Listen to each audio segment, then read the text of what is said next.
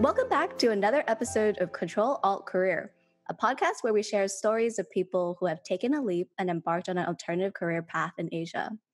I'm your host, Jennifer Ong, and today I'm very, very excited to have Chris and Raena from Style Theory join us.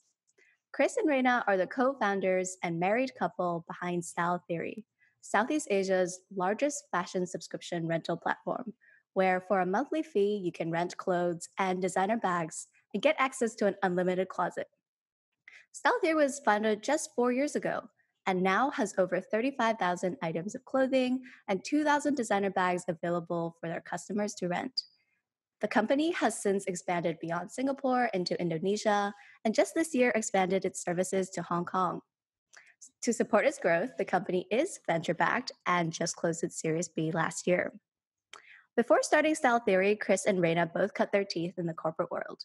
Chris started his career as a management consultant, first at Accenture and then at Bain Co, and Raena worked at Goldman Sachs in the Prime Brokerage division. Thanks so much, Chris and Raena, for joining me today. So first question for you guys, how did you both transition away from your corporate job into starting your own company? Did you guys always think you were going to be an entrepreneur? For me, I come from a family of entrepreneurs, so it was very much expected as an Indonesian Chinese to be an entrepreneur as well. I moved out of Bain at 2015. That was the time where Uber was really booming, Grab was booming as well. So I think at that time it was very, very easy to see the potential and the excitement of the startup world and what can we lose if we actually make this switch. The worst that can happen is I'll just go back to Bain, right? I was also at a moment where, it was a crossroad for myself where either, if I wanted to stay in consulting, I'll go to MBA.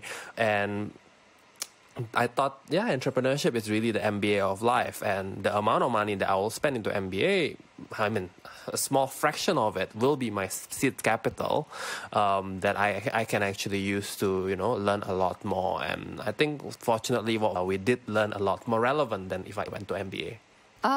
So I really enjoy being an employee. So I was happy to be in a corporate role. I think what I knew from the beginning was that I wouldn't be in the finance industry for a long time. So prior to being in the finance industry, I was actually working in an NGO in Kenya, and I really enjoy my time there, being able to see the direct impact of my efforts on the ground. So I knew that going into a finance job was really for me to learn up skill sets such that I could transition eventually into an area where I can make more direct impact into the things that I'm passionate about. So for me, I think once I hit the 5 years mark in my corporate role, I started looking into what do I believe will be something that's more aligned with my own values. Is it sustainability? Is it about women empowerment? Is it about education? So I started looking out, and I think the startup space was just really vibrant at that time. And I met a lot of founders and found their stories very inspiring. So I was like, I would love to work for some of them. And I started talking to them and actually interviewing at some of the roles there. Before, I think Chris approached me and be like, why don't we just build our own? So then I was like, okay, maybe I'll give it a shot. Okay. So originally you were thinking maybe you would get another job working for someone else. And then Chris, you were the one who had a bit more of the entrepreneurial drive in you. I guess, Chris, how did you convince Raena to jump on board? Especially because back then you guys were already dating and now you guys are married. Was there a part of you that was like, will the relationship be at risk if we start something together? Or was it not a concern? So we are quite unique from that perspective because even before we thought of starting the business, we were already dating for close to 10 years. We went through college together. We know how to work well with each other. We've done projects together and we travel a lot together. So I think that perspective helped us to understand, okay, can we work together or not? And I think our answer was yes.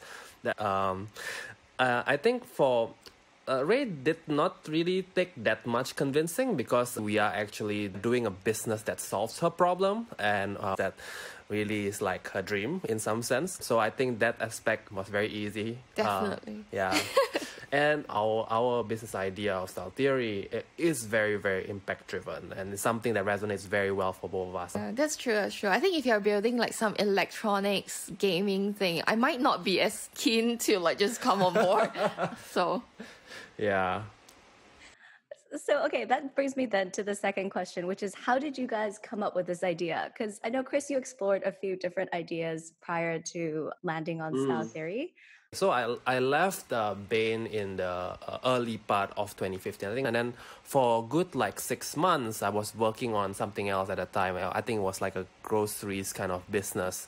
I learned a lot of things from that 6 months, where I learned how to build a tech team, hire people in Indonesia and in Singapore, product management. So that was very helpful when we eventually landed style theory. But when you ask me, like, you know, how did we come up with the idea of style theory and what we learned from the first experience, I would say the most important one is we need to do something that we are passionate about. I think I learned that for myself. I need to do something that I believe and passionate about.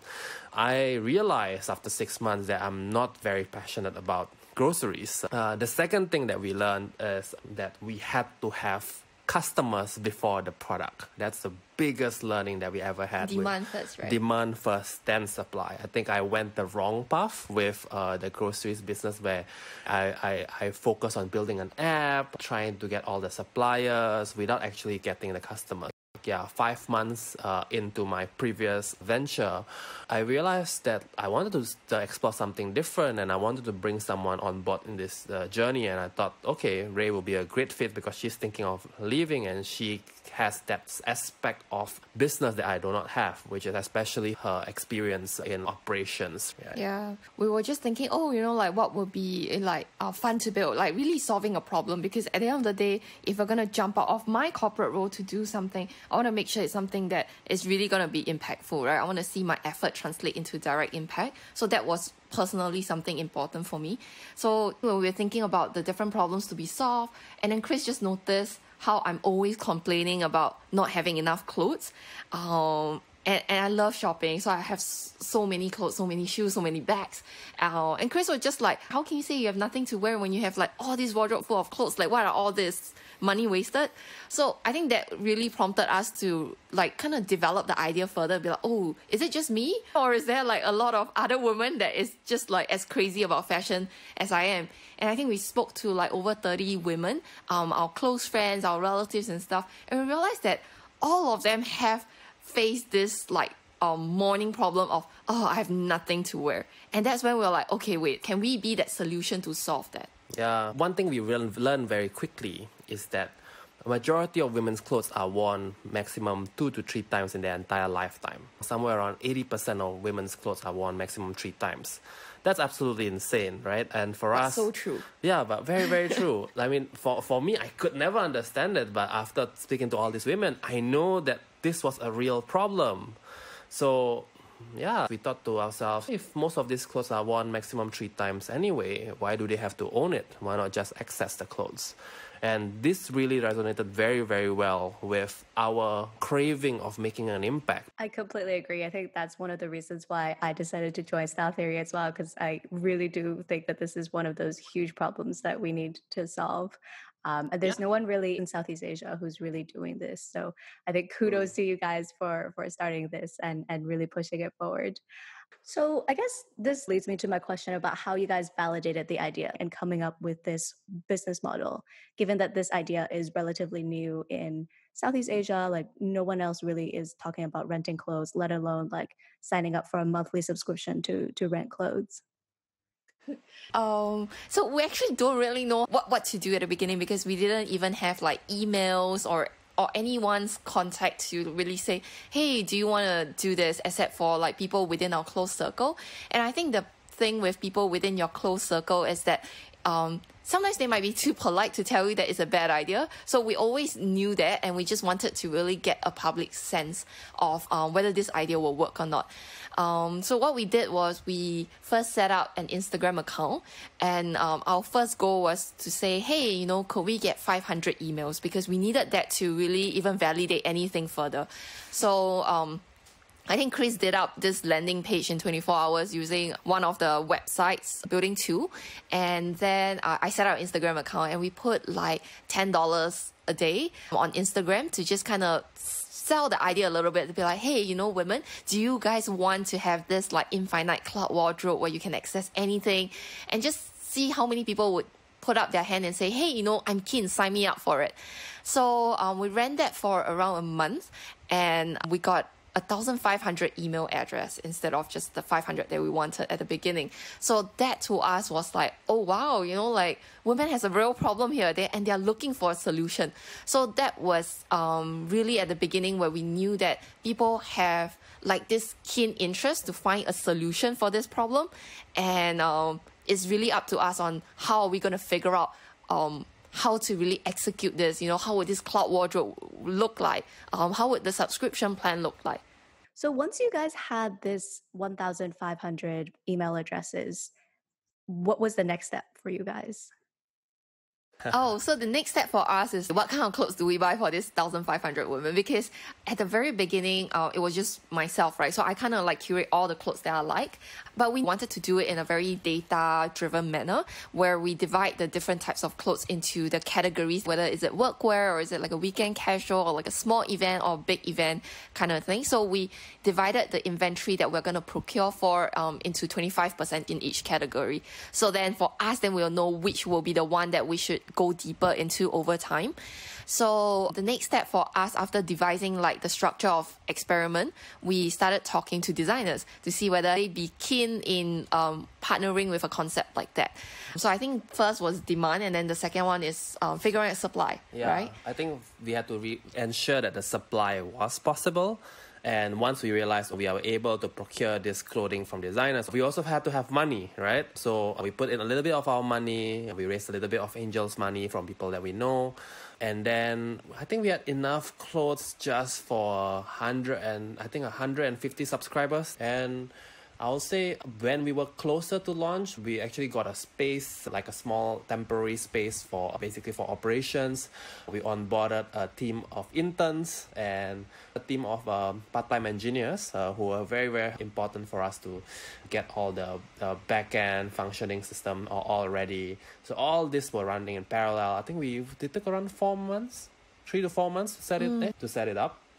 And after that, when we were all ready, we actually started reaching out to that waiting list that we previously procured and started onboarding them. That's pretty crazy that you guys did it in 3 to 4 months from like idea conception all the way to actually being able to send clothes to the first batch of customers.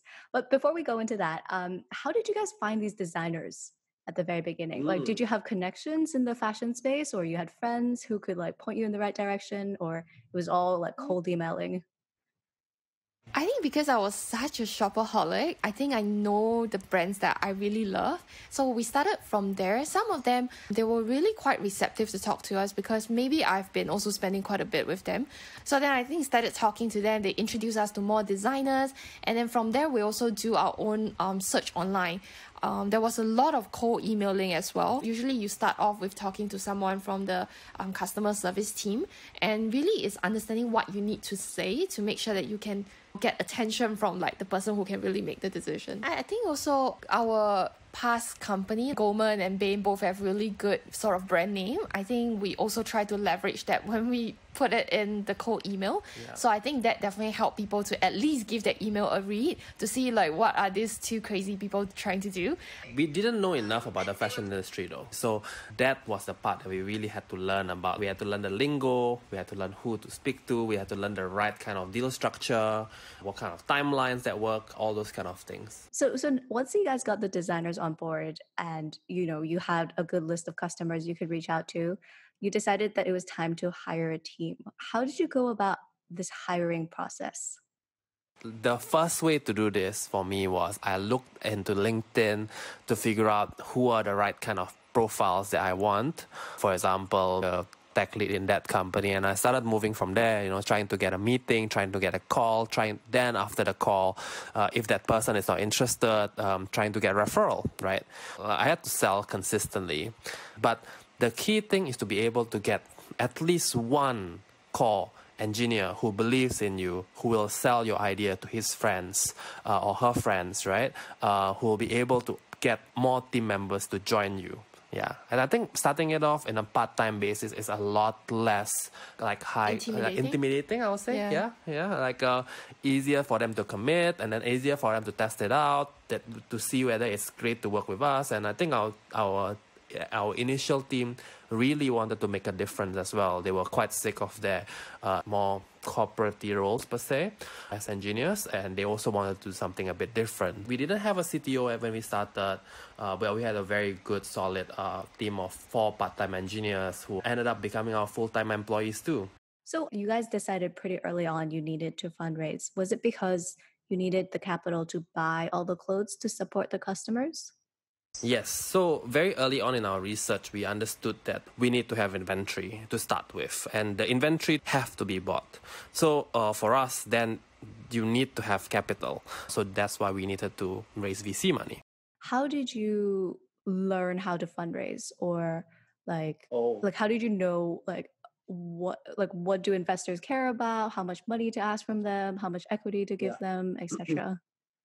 A lot of reading, I'll say. So I think we are quite fortunate to live in a world where there's a lot of online forums, Quora, books, and a lot of articles, YC articles, and all those kind of things. So I did use that as a basis of understanding how the whole venture capital fundraising thing work.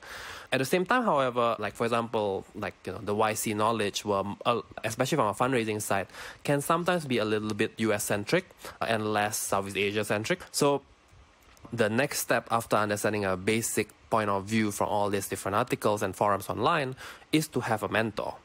We very early on, I think, met some entrepreneurs who were already in this path, and we basically asked them the frank truth about how did they fundraise, what kind of dilution you should expect, what kind of money you should be able to raise, and so on, right? And I think that's super important to ground all this ideas that you have to what the local context is. The final thing is, for us as well, we needed to really, when we are raising money, it's very important to do a bit of a reference check as well to who you're raising money from, right? When you raise from the right investors, they are not going to, quote unquote, cheat you with the valuation and dilution and stuff like this. The right investors want to invest for the future. The right investors have already started thinking okay, you'll need at least 3 to 5 rounds of funding. Thus, you shouldn't dilute too much at the beginning. So you need to make sure that the first dilution is not too much, because it's going to lead to a bad kind of record. Or you shouldn't have this kind of clause at the beginning, because it's going to get bad later on, right? So I think the right kind of investors do know the kind of things that you should have inside your term sheet. And they are looking to be partners with you more than just trying to kind of take advantage of an early stage startup. Yeah. I think you kind of can get a sense of that when you meet the investors in person, when you talk to them. I think it's also very important to not see venture capitalists as just people that you're going to get money from. I think a lot of times they can give really good advice, even for people who don't give you money. So I think it's always very good to talk to a lot of VC, validate your ideas. No one really wants to steal an idea, because actually the implementation part is the hardest. So I think really just put your ideas out there, talk to them. They'll give you a lot of different viewpoints. Some VC might have completely opposite viewpoints, and I think those are times where you'll find a lot of learnings and figure out for yourself how and which kind of VC you want to get money from, because that's also the similar direction that you want to build towards. And do you guys feel because you got venture money that there's a lot more expectation to grow in a certain way? Because I know you have in the past couple of years expanded not just from apparel rental, but to designer bag rental, and then also across geographical regions to Indonesia, and now recently to Hong Kong. Do you feel a lot of this was because of pressure from VCs to grow a certain way? Let's put it this way. When you are a venture-funded company, your traction and path has to be different because you raised money, right? So the kind of companies that you're compared against is quite different as well from a traditional business. So there are some expectations of how many times you must grow in a year, in the next 2 years. Because if you are in a point of view of a VC, they care about how much of a return can they get based on how big you can be and how fast can you get there. So that is why there is a pressure to grow when you raise venture money. So yeah, answering your second question of like, expanding new categories, expanding to new countries, I think for us, all these things were part into our projection of how we plan to expand in the next couple of years, which will become the basis of why do you need this money? What kind of growth are you expecting from this venture money? Yeah, but I will have to say though that the funding landscape has also changed quite a bit in today's world, where 4 or 5 years ago it was a lot more about growing your revenues, right? But I think in the past 1 year it is a lot more about how do you get towards profitability? Are you on track, right? Because I think there's a lot more cautionary tales of growing your revenues with never ever a path towards profitability. Nowadays, investors are always trying to understand how are you going to eventually be a profitable public company or profitable company that can be sold. Do you guys ever think about what life would have been like if you didn't fundraise? Do you think the company would have been at the same level, or it would be a very different type of company if you didn't have VCs backing you? Yeah, I think that's a great question. I think for anyone who's thinking of starting a company, I think that's always like, oh, do I get VC money? And I think that's a very important question that you need to ask for yourself. We decided to go with the VC route because we wanted to really bring this vision across this region in a very short amount of time to really figure out how would this mold out to become the future of fashion. And at that time, that was something that was important for us. Yeah. So I think when we spoke with VCs, they were able to partner with us to really expand this vision very quickly in this region, which was why we decided to go with that with money and fast growth kind of path. But I do have a lot of friends who are actually running businesses without VC funding and they're growing just as fine. But it's just that with VC money, you tend to like expedite the growth. So like what a company could have done in 10 years, you will do it in maybe 3. And I think that's why in a VC funded startup environment, it will be a lot more stressful. Also because you are also personally growing at very high speed. What growth that you usually experience in 3 years, you will be probably doing that in 6 months to a year. One thing to highlight as well is that there are some ideas that will require VC funding more than others. So for example, if you are doing a business that is more competitive, right? And if your competitors have raised venture funding and you want to be number one, then it is important that you also raise venture funding because that is a competitive land grab kind of space. Shifting gears a little bit, what would you say was the most surprising thing that you guys learned from this entire journey as an entrepreneur? I think one of the things that we really realized is the leader of a 10-man startup is very different than a leader of a 50-man startup and then a leader of a 200-man startup, right?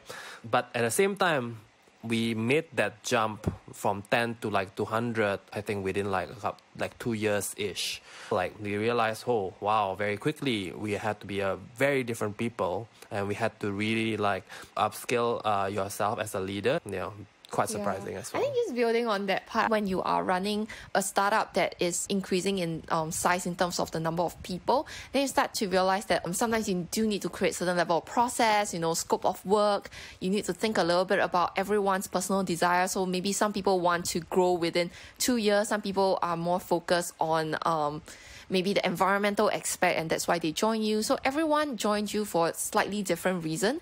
And knowing that and knowing what motivates people, it's actually something that I think at the beginning we didn't really invest a lot of time. So it sounds to me like one of the biggest surprises or the biggest challenges was really more around like the people management side and trying to motivate people or compensate people in the way that they would like to be, because everyone is so different. And I guess kind of leading to the next question, which is how did you guys figure all of this out? Like this people management stuff, this operation stuff, logistics, etc. There's so many facets of this business that is really quite new and very, I guess it requires a very almost technical type of skill set. How did you guys get up to speed and learn all of that? Was it really mostly just baptism by fire, or was it hiring the right people? How did you guys do that?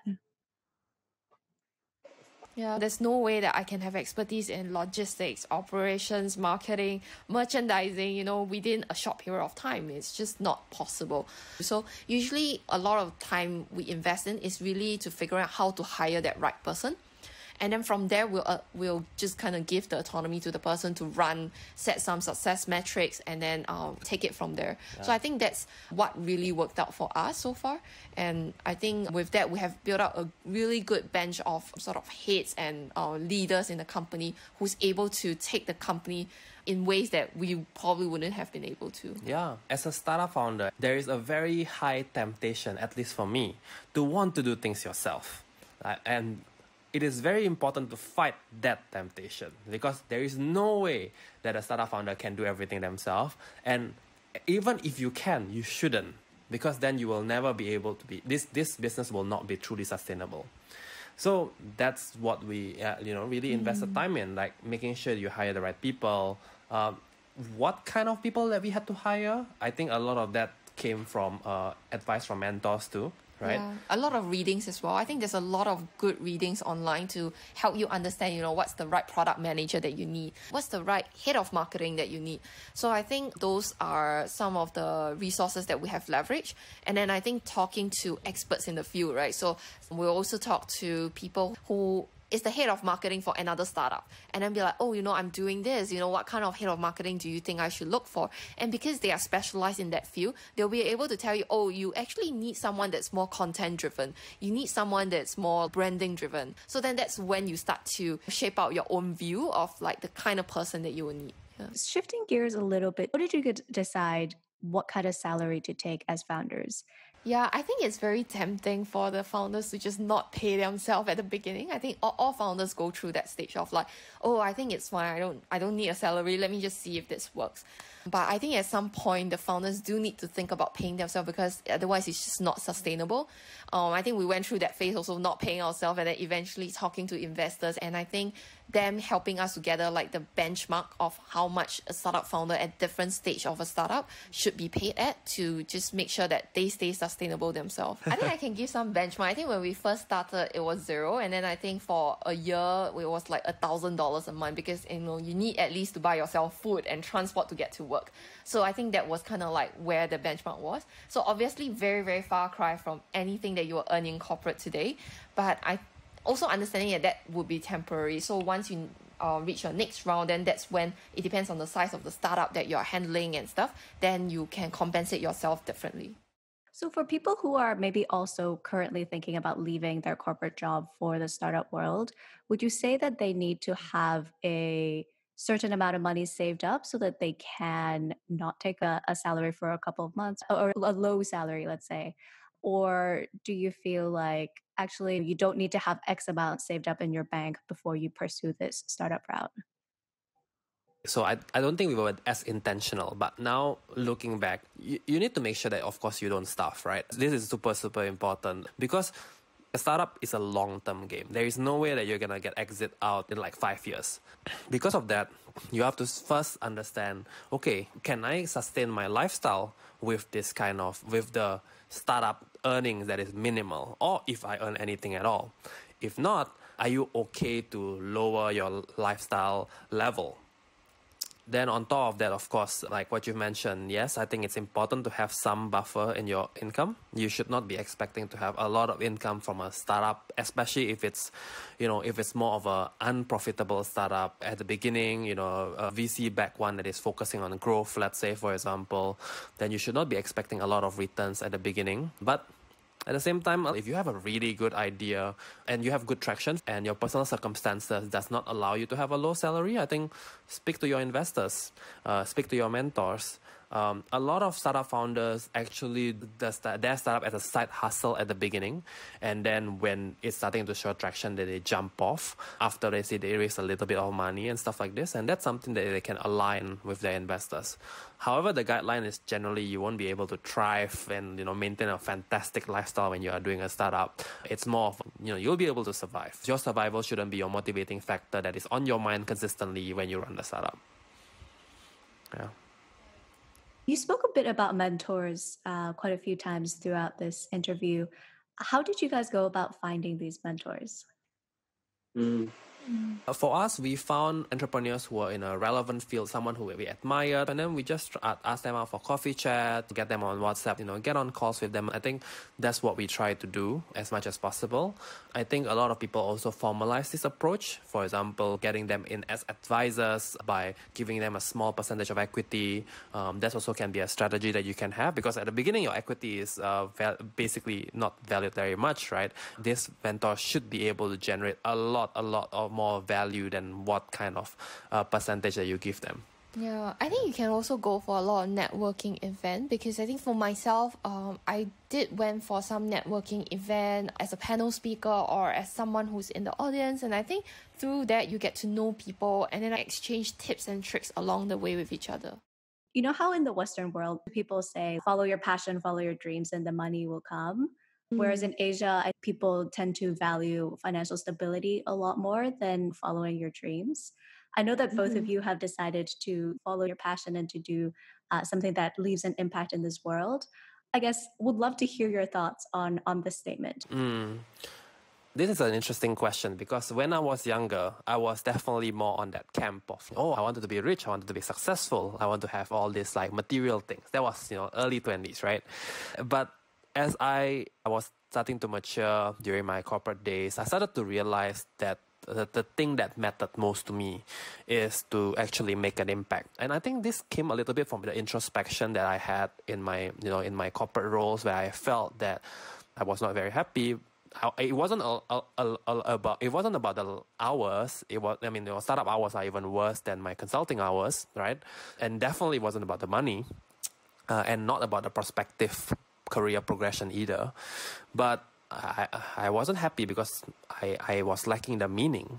So for me, that meaning became the key thing that I always need to strive for. So once I knew that was important for me, I think the decision making to build a startup that was impactful was very easy. Yeah. So I think for anyone who's listening, I think understanding what you want to achieve in life, and that can be totally different from what you initially thought it can be, because we are maturing as individuals. So I think whether pursuing dreams will get you money, I think what Chris is trying to say is that, whether it gives you money or not, it wouldn't matter, because pursuing the dream has already given you so much learning, and I think those are so much more value. But I think going back to the original statement of whether, pursuing your dream will get you money, I think it's really hard to tell, right? So I think in that journey, it's so important for yourself to really make sure that you are getting what you need, and that money, whether it comes or not, will become like the good bonus on top. Yeah. So I think that's kind of like how both of us are kind of approaching how we are going to build this startup, and why we are gonna still continue to slog it out in this startup journey. But I do believe that if you put in enough effort and focus into a certain area, it will definitely reap rewards. But if that's the reward that you are looking for, if it's a Lamborghini or is it like a high-end condominium, I think that's just so hard to tell, especially in this changing dynamic. Just one final question before we close out. Any final pieces of advice for listeners who are thinking about pursuing this path? Maybe things that you guys wish you had known before embarking on this journey? So I'm someone who looks for a more holistic life. So I can't just work every day, 7 days a week. But in the first 2 years, it was literally like that. And I think in that process, I sometimes feel like I lost myself a little bit. I'm not attending a good friend's birthday party or someone's baby shower. And that impacted me slowly. So I think if I have to look back, I think it could have been better planned. So also know what matters to you, right? I think just running full speed into a startup might not be the best way, and you could have actually managed it better. I could have. So I think what I would have done instead would be to structure out, what are the things that are I can't miss, and it is gonna eat away at me, and marking those down as mandatory that I need to go no matter what's going to happen within the startup space. I think that will help you to find that balance of not losing losing yourself when you're so focused in building something. Yeah. Yeah. If you are not sure whether you want to be an entrepreneur, but you're very intrigued with the startup world, try to join a smaller stage startup that you believe in first. That's something that we did not do. And I think we actually could learn a lot more in our entrepreneurship journey if we actually join a smaller stage startup to learn from, where you have good access to the founders, where you'll be able to like understand how their decision making and work with them and understand the true rigor of an early stage startup to know whether you want it or not, right? I think these are really, really good pieces of advice and a great way for us to close out the show today. So just wanted to give you guys a big thank you for being part of the show and for sharing your thoughts. And there you have it, my conversation with the founders of Style Theory. Here's a couple key takeaways that I got from this conversation.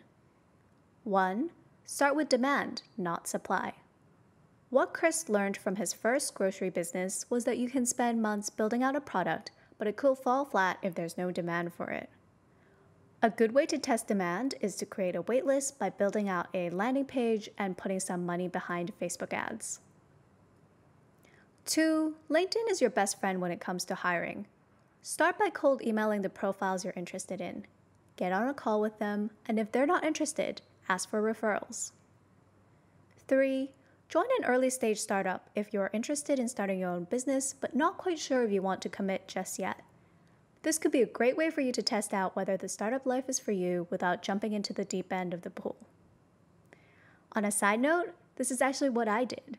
I was thinking about starting my own business, but because I was looking to move from Hong Kong to Singapore for my relationship, I thought, why not join a startup to see if I'm cut out for this and get to know the startup scene in Singapore? So far, it's been a great way for me to learn about the industry, the jargon, what metrics I need to pay attention to, and how to grow and scale a business. 4. The worst that can happen if you try out an alternative career and it completely fails? You go back to a corporate job. The risk to trying out an alternative career actually isn't as high as you might think. And that's it for this week. Thanks for tuning in to another episode of Ctrl Alt Career. Check back in 2 weeks from now for our next episode, where I'll be interviewing the founder of Asia Wedding Network, and hear how Michelle went from an equity research analyst at JP Morgan to starting Asia's largest online wedding platform, a one-stop shop for couples planning their big day. Until then,